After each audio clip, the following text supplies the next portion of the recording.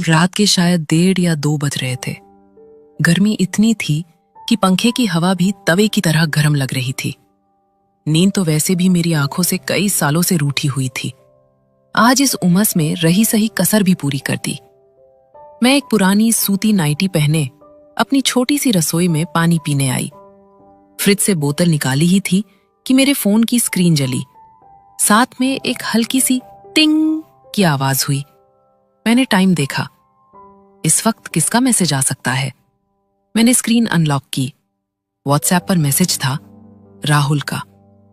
राहुल, मेरे ठीक बगल वाले कमरे में किराए पर रहने वाला वो 25 साल का लड़का। हमारे कमरों के बीच में बस बालकनी की एक छोटी सी आधी दीवार का फासला था। मैसेज में लिखा था, भाभी अभी तक सोई नहीं? या मेरी तरह आपको भी आज कुछ ज्यादा ही गर्मी लग रही है?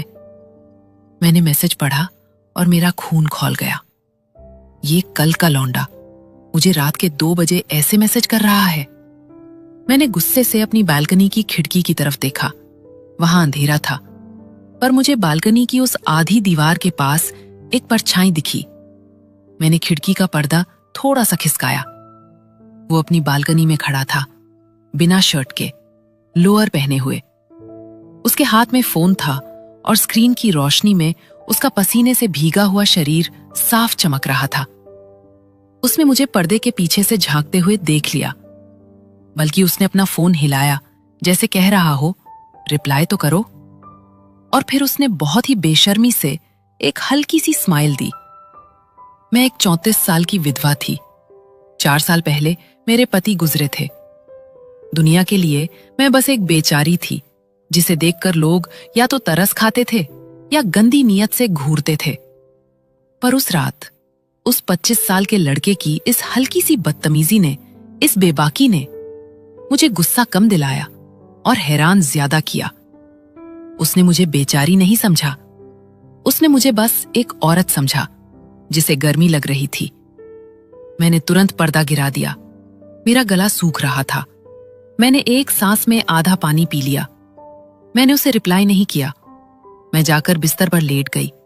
पर उस रात 4 साल बाद पहली बार मुझे सच में गर्मी लग रही थी। दोस्तों, आप सोच रहे होंगे कि मैं एक जवान लड़के के ऐसे मैसेज पर भड़क कर उसके घर क्यों नहीं गई।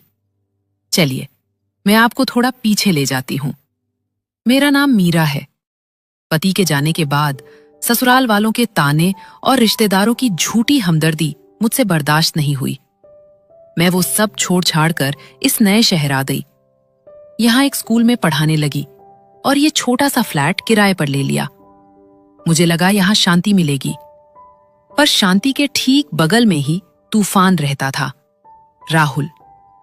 जब मैं यहां शिफ्ट हुई तो पहले ही दिन वो मेरे दरवाजे पर आ गया, हाथ में एक खाली कटोरी लिए। नमस्ते, मैं राहुल, पड़ोस में रहता हूं। वो चीनी खत्म हो गई है, चाय बनानी थी। उसने एक मासूम सी स्माइल देकर कहा। मैंने उसे चीनी दे दी। मुझे लगा बात खत्म, पर नहीं, ये तो बस शुरुआत थी। वो एक टिपिकल बैचलर था। कभी चीनी, कभी पत्ती, कभी टमाटर मांगने आ जाता। भाभी, आज कुकर में दाल जल गई, क्या आपके यहां से 2 रोटियां मिल जाएंगी? मैं उसे रोटियां दे देती। वो लड़का था ही ऐसा, बातूनी और चुलबुला। एक दिन संडे था। मैं अपनी बालकनी में खड़ी कपड़े सुखा रही थी। वो भी अपनी बालकनी में आ गया। बीच में बस वो 3 फुट की दीवार थी। भाभी, आप सारा दिन काम करती हो, थकती नहीं? उसने अपनी बालकनी की दीवार पर कोहनी टिकाते हुए पूछा।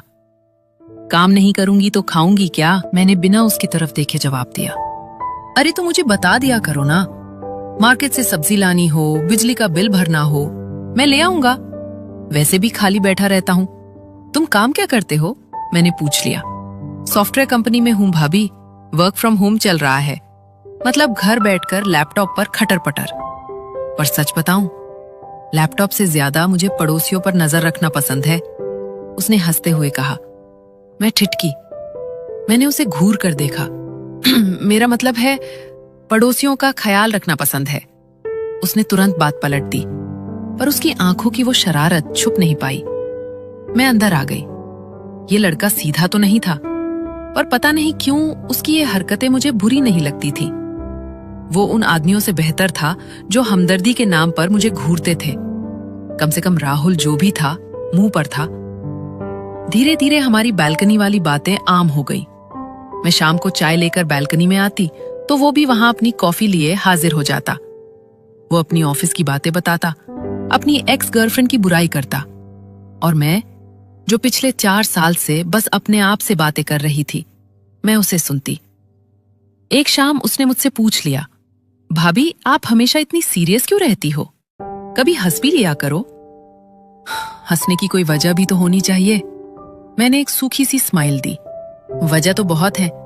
देखो मुझे, मेरी गर्लफ्रेंड छोड़कर भाग गई। बॉस रोज गालियां देता है। मकान मालिक किराया बढ़ाने की धमकी दे रहा है। फिर भी मैं हंसता हूं। तुम पागल हो इसलिए। मैंने तंज कसा। पागल तो हूं भाभी। उसने मुझे देखा। पर सही बताऊं, कभी कभी रात को मुझे भी बहुत अकेलापन लगता है। ऐसा लगता है जैसे कोई है ही नहीं दुनिया में। उसकी इस बात ने सीधा मेरे दिल पर चोट की। वो 25 साल का था और मैं 34 की। पर अकेलापन तो दोनों का एक ही था। मैंने उससे पूछा, तो तुम क्या करते हो जब अकेलापन लगता है? वो अचानक हंसा। उसकी आंखों में वो कमीनी सी चमक आ गई। कुछ नहीं भाभी, फोन में कुछ खास वीडियो देख लेता हूँ। जो असल जिंदगी में नहीं मिलता वो स्क्रीन पर देखकर काम चला लेता हूँ। उसमें आंख मारी। मैं झेप गई। मेरा चेहरा लाल हो गया। बेशर्म हो तुम एक नंबर के। अरे भाभी, इसमें बेशर्मी क्या है? इंसान हूं, रोबोट थोड़ी। वैसे आप कहो तो मैं फोन छोड़ दूं। मुझसे क्यों पूछ रहे हो? तुम्हारी मर्जी। मैंने मुंह फेर लिया, क्योंकि मेरी मर्जी तो आपके हाथ में है ना भाभी। उसने बहुत ही धीमी आवाज में कहा। मैं पलटी। वो मुझे ही देख रहा था। उसके चेहरे पर अब कोई मजाक नहीं था। वो मुझे बहुत ही गहरी नजरों से देख रहा था। मेरा दिल एक पल के लिए धड़कना भूल गया। मैंने बिना कुछ बोले अंदर जाकर दरवाजा बंद कर लिया। उस रात के बाद से मुझे एहसास हो गया था कि हमारे बीच की वो दीवार अब सिर्फ ईंट और सीमेंट की नहीं रही थी। उसमें कुछ और भी पनप रहा था। दोस्तों, जब एक अकेली औरत को कोई हंसाने वाला मिल जाए तो वो उसके लिए किसी जादू से कम नहीं होता। राहुल की यही बेबाकी मुझे उसकी तरफ खींच रही थी। अगर आपको भी राहुल का ये मुंहफट अंदाज पसंद आ रहा है तो इस कहानी को एक लाइक जरूर कर दें। गर्मियों का मौसम था। एक दोपहर अचानक मौसम बदला और जोरों की बारिश शुरू हो गई। मैंने बालकनी में बहुत सारे कपड़े सुखाने के लिए डाले थे। मैं भागकर बालकनी में गई कपड़े उतारने। तेज हवा चल रही थी और बौछारें सीधी बालकनी में आ रही थी। 2 मिनट में ही मैं पूरी तरह भीग गई। मेरी सूती साड़ी मेरे बदन से चिपक गई थी। मैं जल्दी जल्दी कपड़े समेट रही थी कि तभी राहुल भी अपनी बालकनी में आ गया। वो शायद नहाकर निकला था। उसके कंधे पर एक तौलिया था और उसने सिर्फ एक शॉर्ट्स पहना था। उसने मुझे देखा। मैं उस वक्त उस हालत में थी जहां कोई भी औरत नहीं चाहेगी कि कोई पराया मर्द उसे देखे। मेरे कपड़े पूरी तरह से मेरे शरीर पर चिपके हुए थे। मैं ठिठक गई। मैंने जल्दी से एक चादर अपने ऊपर लपेटने की कोशिश की, पर उसने नजरें नहीं चुराईं। वो वहीं अपनी बालकनी की दीवार के पास खड़ा रहा। वो अपने तौलिए से अपने बाल पोंछ रहा था, पर उसकी नजरें सीधा मुझ पर गड़ी हुई थी। क्या देख रहे हो? मैंने अपनी साड़ी ठीक करते हुए थोड़ा तेज आवाज में कहा। वो अपनी दीवार के और करीब आ गया। अब हमारे बीच बस मुश्किल से 1 हाथ का फासला था। सोच रहा हूं भाभी, उसने बहुत आराम से कहा। ये बारिश का पानी भी बड़ा किस्मत वाला है। जहां हम नहीं पहुंच सकते वहां ये बिना इजाजत पहुंच जाता है। मेरे रोंगटे खड़े हो गए। राहुल, अपनी जुबान संभालो, मैंने कहा, पर मेरी आवाज में वो सख्ती नहीं थी जो होनी चाहिए थी। मैं तो संभाल ही रहा हूं भाभी। वो थोड़ा और झुका। उसकी बॉडी की वो कसी हुई नसें बारिश में और भी साफ दिख रही थी। मेरा पूरा शरीर कांपने लगा। ठंड से नहीं, उसके देखने के तरीके से।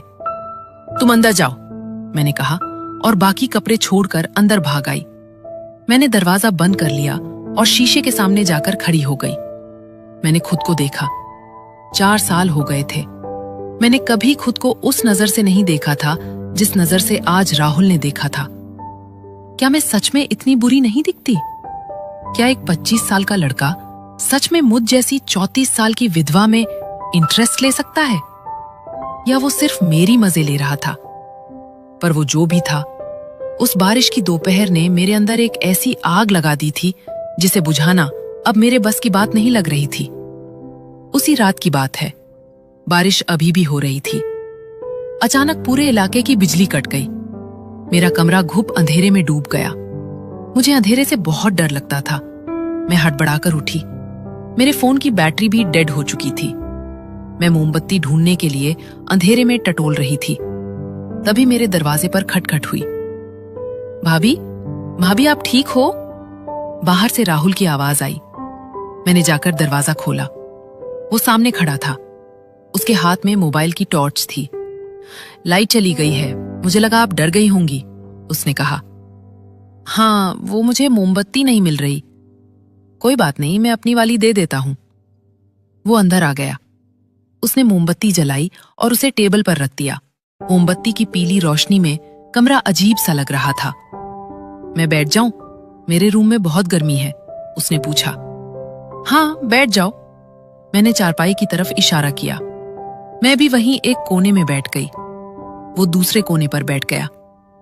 बाहर बारिश का शोर था और अंदर एक भारी सन्नाटा। भाभी, उसने वो सन्नाटा तोड़ा। इस अंधेरे में तो भूत भी आ जाए तो मैं उसे डराकर भगा दूं, पर आज मुझे डर लग रहा है। क्यों? मुझसे डर लग रहा है? मैंने हल्का सा मजाक किया। वो अपनी जगह से खिसक कर मेरे थोड़ा करीब आ गया। हाँ, क्योंकि भूत तो सिर जान लेता है भाभी, पर आप तो ईमान ले लोगी। मेरी सांसें अटक गईं।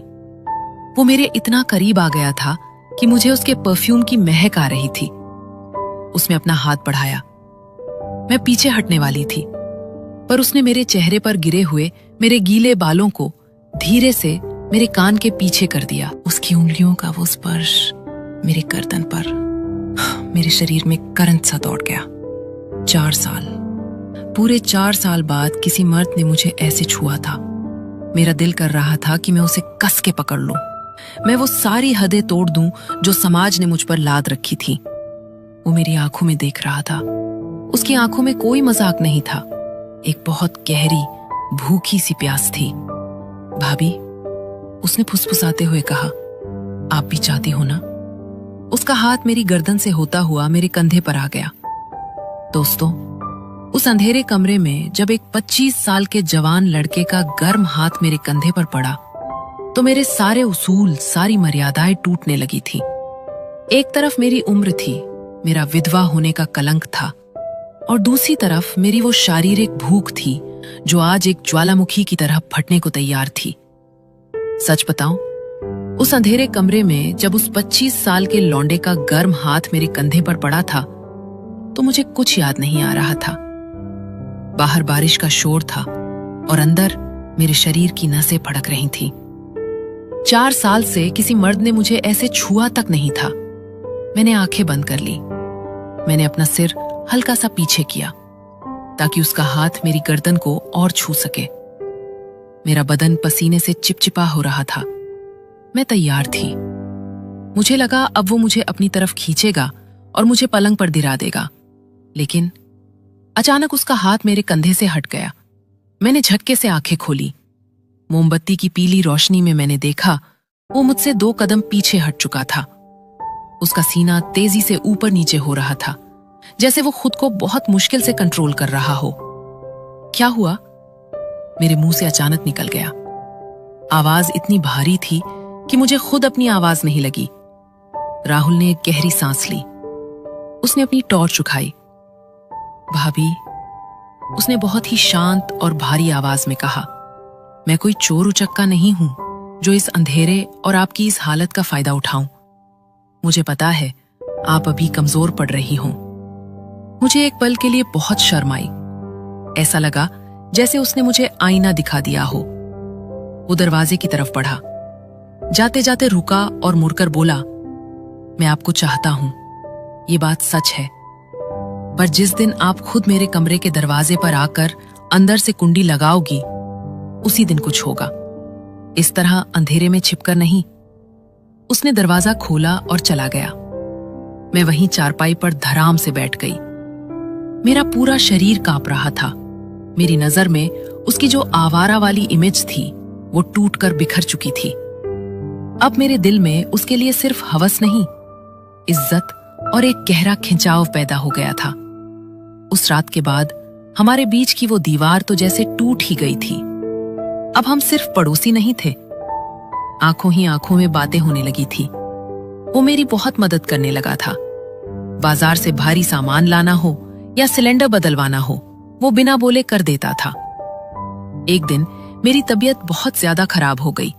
तेज बुखार था, बदन ऐसे टूट रहा था जैसे किसी ने लाठियों से पीटा हो। मैं बिस्तर से उठ भी नहीं पा रही थी। राहुल को पता चला तो वो सीधा मेरे कमरे में आ गया। उसने मेरे माथे पर गीली पट्टियां रखी, रसोई में जाकर अपने हाथों से खिचड़ी बनाई और मुझे खिलाई। वो मेरे माथे पर बाम रगड़ रहा था। उसकी उंगलियों में जो एक नरमी थी वो मुझे अंदर तक सुकून दे रही थी। राहुल, मैंने कमजोर आवाज में पूछा, तू मेरा इतना ख्याल क्यों रखता है? मैं तो तेरी कुछ लगती भी नहीं। उसने बाम की डिब्बी बंद की और हंसते हुए बोला, अरे भाभी, ये तो मेरी लॉन्ग टर्म इन्वेस्टमेंट है। क्या मतलब? मैंने आंखें सिकोड़ी। वो अपनी उसी कमीनी स्माइल के साथ बोला, मतलब ये कि अभी आपकी सेवा कर रहा हूं, क्या पता कल को रिटर्न में कुछ बहुत ही तगड़ा और मीठा मिल जाए। आखिर मेहनत का फल तो मिलता ही है ना। मैंने उसकी बाह पर एक हल्का सा थप्पड़ मारा। कमीने, तू कभी नहीं सुधरेगा। सीरियस बात में भी तुझे अपनी घटिया बातें घुसानी है। अरे भाभी, ये घटिया कहाँ है? ये तो कॉमर्स का सीधा सा रूल है। वो ठहाका मारकर हंसने लगा। उसकी इस बेबाक बातों ने मेरा बुखार भी जैसे आधा कर दिया था। मुझे उसके साथ बहुत हल्का और सुरक्षित महसूस होता था। कुछ दिन बाद की बात है, मैं मोहल्ले की किराने की दुकान पर गई थी। वहां एक 55 से 60 साल का बुढ़ा रहता था, वर्मा जी। उसकी नजरें बहुत ही गंदी थी। वो हमेशा औरतों को ऐसे घूरता था जैसे उन्हें कपड़ों के आर पार देख रहा हो। मैं सामान ले रही थी, तभी वर्मा जी मेरे बिल्कुल पीछे आकर खड़े हो गए। उन्होंने जानबूझकर अपना कंधा मेरे कंधे से रगड़ा। मुझे इतनी घिन आई कि मैंने तुरंत पीछे मुड़कर उन्हें घूरा। ये क्या बदतमीजी है वर्मा जी, दिखाई नहीं देता क्या? वो बुढ़ा बेशर्मों की तरह दांत निकालकर बोला, अरे मीरा जी, गलती से लग गया। वैसे भी इतनी भरी पूरी जवानी लेकर चलोगी तो कोई भी टकरा जाएगा। अकेली रहती हो, कभी हमें भी सेवा का मौका दो। मेरे आंखों में आंसू आ गए अपमान से। मैं कुछ बोलने ही वाली थी कि तभी पीछे से एक जोरदार धक्का वर्मा जी को लगा। वो सीधा जाकर दुकान के काउंटर पर गिरे। राहुल खड़ा था वहां। उसका चेहरा गुस्से से लाल हो रहा था। उसकी गर्दन की नसें तनी हुई थी।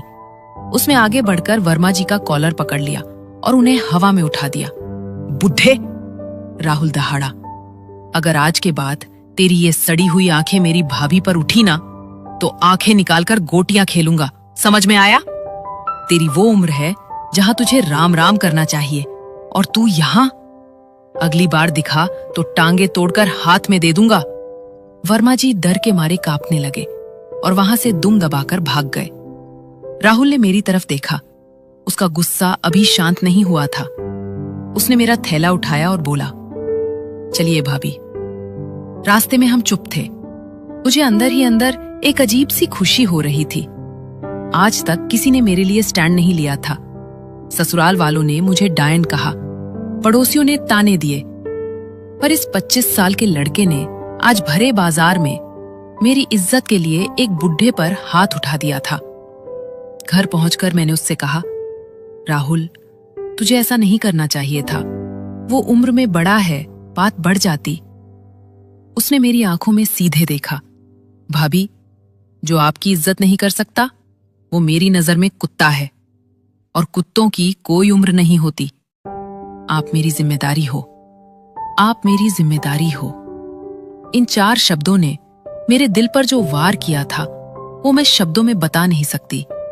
उस दिन मुझे पक्का यकीन हो गया था कि ये लड़का मेरे लिए कुछ भी कर सकता है।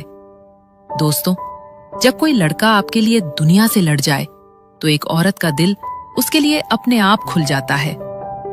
राहुल की इस हरकत ने मेरे अंदर की सारी झिझक खत्म कर दी थी।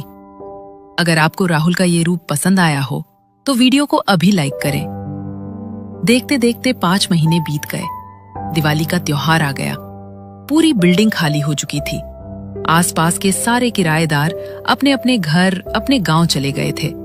सिर्फ मैं और राहुल बिल्डिंग में अकेले थे। उसे किसी प्रोजेक्ट की वजह से छुट्टी नहीं मिली थी और मेरा तो कोई घर था ही नहीं जहां मैं जाती। दिवाली की शाम थी। मैंने नहाकर एक लाल रंग की सूती साड़ी पहनी। आज मैंने बहुत दिनों बाद आंखों में गाढ़ा काजल लगाया था और बालों को खुला छोड़ा था। मैंने राहुल के लिए खीर और पूड़ी बनाई थी। रात के 9 बज रहे थे। बाहर पटाखों की आवाजें आ रही थी। मैंने प्लेट में खाना निकाला। मेरा दिल बहुत जोरों से धड़क रहा था। आज मुझे फैसला करना था। मुझे उसकी वो बात याद आ रही थी, जिस दिन आप खुद मेरे कमरे की कुंडी लगाओगी। मैंने एक गहरी सांस ली और खाने की प्लेट लेकर उसके कमरे की तरफ बढ़ी। उसका दरवाजा आधा खुला था। मैंने पैर से दरवाजे को धक्का दिया। राहुल बिस्तर पर बैठा लैपटॉप पर कुछ काम कर रहा था। उसने सिर्फ एक शॉर्ट्स पहना था। ऊपर का बदन नंगा था। उसके माथे पर पसीने की चमक थी। दरवाजे की आवाज सुनकर उसने ऊपर देखा। मुझे उस लाल साड़ी में देखकर उसकी उंगलियां कीबोर्ड पर रुक गईं। वो मुझे ऐसे घूर रहा था जैसे उसने मुझे पहली बार देखा हो। उसकी पलकें झपकना बंद हो गई थीं। मैं चुपचाप अंदर गई। मैंने खाने की प्लेट टेबल पर रखी। फिर मैं वापस मुड़ी और मैंने दरवाजे की कुंडी लगा दी। खट! वो आवाज उस सन्नाटे में बहुत तेज गूंजी। राहुल लैपटॉप को साइड में रखकर खड़ा हो गया। उसकी आंखों में एक सवाल था और एक भूखी सी प्यास भी। भाभी, ये कुंडी। उसका गला सूखा हुआ था। तूने ही कहा था ना राहुल। मेरी आवाज कांप रही थी, पर मेरे कदम उसकी तरफ बढ़ रहे थे कि जिस दिन मैं खुद दरवाजा खटखटाकर अंदर आऊंगी और कुंडी लगाऊंगी। मैं उसके बिल्कुल सामने जाकर खड़ी हो गई। हमारे बीच अब कोई दीवार नहीं थी। आज दिवाली है राहुल, और मुझे अब और अंधेरे में नहीं रहना। राहुल ने 1 सेकंड भी बर्बाद नहीं किया। उसने मेरा हाथ पकड़ा और मुझे खींचकर दीवार से लगा दिया। उसकी पकड़ में इतनी ताकत थी कि मेरे हाथ की चूड़ियां खनक उठी। उसकी आंखें लाल हो रही थीं। भाभी, वो मेरे कान के पास फुसफुसाया। बहुत तड़पाया है आपने। आज कोई शराफत नहीं दिखाऊंगा। मुझे शराफत चाहिए भी नहीं। मैंने भी अपने अंदर की 4 साल की प्यास को बाहर आने दिया और फिर उसने मुझे चूम लिया। वो कोई फिल्मी या सॉफ्ट किस नहीं था। उसमें एक जानवरों जैसी भूख थी। उसके होंठ मेरे होंठों को ऐसे चूस रहे थे जैसे मैं कोई पानी का झरना हूं और वो रेगिस्तान का प्यासा। मैंने भी अपने दोनों हाथ उसकी नंगी पीठ पर कस लिए। मेरे नाखून उसकी चमड़ी में गड़ रहे थे। मेरा पूरा शरीर पसीने से भीगने लगा था। उसने मुझे झटके से गोद में उठा लिया। मेरी साड़ी का पल्लू कब जमीन पर गिरा मुझे पता ही नहीं चला। उसने मुझे बिस्तर पर पटक दिया और वो मेरे ऊपर आ गया। राहुल, मेरे मुंह से एक लंबी आह निकली। बाहर आसमान में पटाखे फूट रहे थे और अंदर उस छोटे से कमरे में 4 साल का सूखा खत्म हो रहा था। उस रात वहां कोई 34 साल की विधवा या 25 साल का लड़का नहीं था। उसने मेरी साड़ी के हर एक फोल्ड को ऐसे खोला जैसे वो कोई खजाना लूट रहा हो। पसीने की चिपचिपाहट, चारपाई की चरमराने की आवाजें और मेरी सिसकियां। उस रात उस कमरे में सब कुछ बहुत ही रॉ और असली था। मैंने उस रात वो सब महसूस किया जो मैंने अपनी पूरी जिंदगी में कभी नहीं किया था। अगली सुबह जब मेरी आंख खुली तो धूप कमरे में आ चुकी थी। मैं राहुल की मजबूत बाहों में उलझी हुई थी। मेरा सिर उसकी छाती पर था। रात की थकान की वजह से मेरा पूरा बदन टूट रहा था, पर एक अजीब सा सुकून भी था। तभी राहुल की आंख खुली। उसने मुझे देखा और मेरे माथे को चूम लिया। गुड मॉर्निंग मेरी जान, उसने मुस्कुराते हुए कहा। मेरी जान? ये शब्द सुनकर मुझे अच्छा भी लगा और डर भी। मैं उठकर बैठ गई। मैंने जल्दी से अपनी साड़ी खुद पर लपेटी। रात का नशा अब उतर रहा था और हकीकत सामने खड़ी थी। क्या हुआ? राहुल ने पूछा। वो उठकर मेरे पास बैठ गया। राहुल, ये जो कल रात हुआ ये गलत था। मैं नजरें चुरा रही थी। इसमें गलत क्या था मीरा? हम दोनों ने अपनी मर्जी से किया। उसने पहली बार मुझे मेरे नाम से पुकारा था। पर हमारी उम्र देख राहुल, तू 25 साल का है, मैं 34 की हूं। मैं एक विधवा हूं। मेरे अंदर का डर बाहर आ रहा था। मुझे कोई फर्क नहीं पड़ता। उसने मेरा हाथ पकड़ा। मीरा, मैं तुमसे शादी करना चाहता हूं। कल रात जो हुआ वो सिर्फ हवस नहीं थी। मैं सच में तुम्हें चाहता हूं। शादी? ये शब्द सुनकर मेरे पैरों तले जमीन खिसक गई। तू पागल हो गया है? मैं चिल्लाई। तुझे पता है समाज क्या कहेगा? लोग मुझ पर थूकेंगे कि मैंने एक जवान लड़के को फंसा लिया। मेरे ससुराल वाले मुझे जान से मार देंगे। और 10 साल बाद का सोच राहुल, जब तू 35 का होगा, एकदम जवान, तब मैं 44 की हो जाऊंगी। तब तू मुझे छोड़ देगा किसी जवान लड़की के लिए। मेरे आंखों से आंसू बहने लगे। राहुल ने मुझे कंधों से पकड़कर हिलाया। मीरा, चुप हो जाओ। मैं वो घटिया आदमी नहीं हूं जो उम्र देखकर प्यार करे। मुझे तुम्हारे साथ रहना है। मैं आज ही तुम्हारे साथ कोर्ट में जाकर शादी करने को तैयार हूं। उसकी आंखों में सच्चाई थी। वो सच में मुझसे शादी करना चाहता था। पर मैं डरी हुई थी। मैंने अपना हाथ छुड़ाया और अपने कमरे में भाग आई। मैंने दरवाजा बंद कर लिया। मैं दरवाजे से टिककर नीचे बैठ गई। एक तरफ वो लड़का था जिसने मुझे मेरे अंधेरे से निकाला, मुझे फिर से जीना सिखाया, मुझे एक औरत होने का एहसास दिलाया। वो मुझसे शादी करने की जिद पर अड़ा था। और दूसरी तरफ ये जालिम समाज था। ये उम्र का 9 साल का फासला था। दोस्तों, मेरी हवस और मेरा अकेलापन तो उस रात मिट गया। पर अब मैं एक बहुत बड़े धर्म संकट में फंस गई हूं। राहुल मेरे दरवाजे के बाहर खड़ा है और कह रहा है कि अगर मैंने दरवाजा नहीं खोला तो वो इसे तोड़ देगा। मेरा दिल कहता है कि मैं सारी दुनिया की परवाह छोड़कर उसकी बाहों में चली जाऊं। पर मेरा दिमाग कहता है कि ये रिश्ता कभी टिक नहीं पाएगा और आखिर में मैं ही बर्बाद होंगी। मैं क्या करूं? क्या उम्र का फासला सच में प्यार से बड़ा होता है? क्या एक 34 साल की विधवा को हक है कि वो एक 25 साल के लड़के से शादी करके अपनी नई दुनिया बसाए? मुझे आपके सहारे की सख्त जरूरत है। मुझे कमेंट्स में बताइए कि मुझे दरवाजा खोलकर उसे अपना लेना चाहिए या बिना कुछ बताए इस शहर को छोड़कर हमेशा के लिए भाग जाना चाहिए। मैं आपके कमेंट्स का इंतजार करूंगी। अगर आपको मेरी ये उलझन और ये कहानी अच्छी लगी हो तो इस वीडियो को लाइक करें और चैनल को सब्सक्राइब करके बेल आइकॉन जरूर दबाएं। मैं जल्द लौटूंगी अपनी जिंदगी के इस फैसले के साथ। तब तक अपना ख्याल रखें।